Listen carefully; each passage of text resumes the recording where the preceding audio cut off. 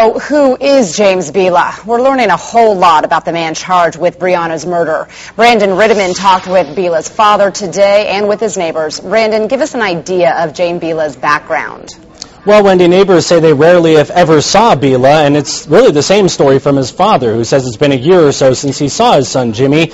Be warned, you may find some of the father's language offensive. Joe Biela had a handful of family photos to share with us, and after learning of the arrest, he gets pretty heated when he sees his son James. Jimmy, that's the little asswipe that killed that girl.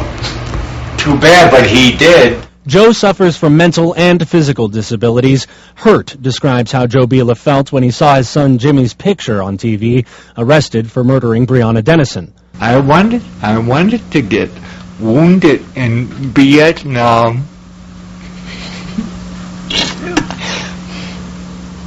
Now I'm wounded.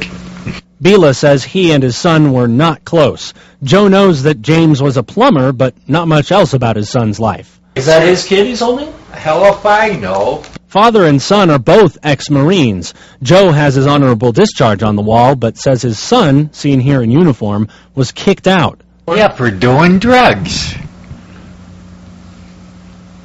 I do drugs too. You name it, I done it. But I don't get caught.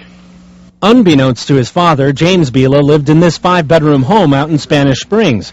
Authorities spent the day searching every corner.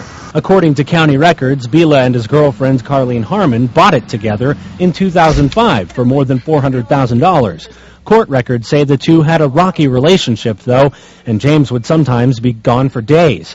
A neighbor who moved in across the street about the same time they did says nobody really got to know Biela. Very quiet, just like, everyone in the neighborhood. I barely see him, to be honest with you.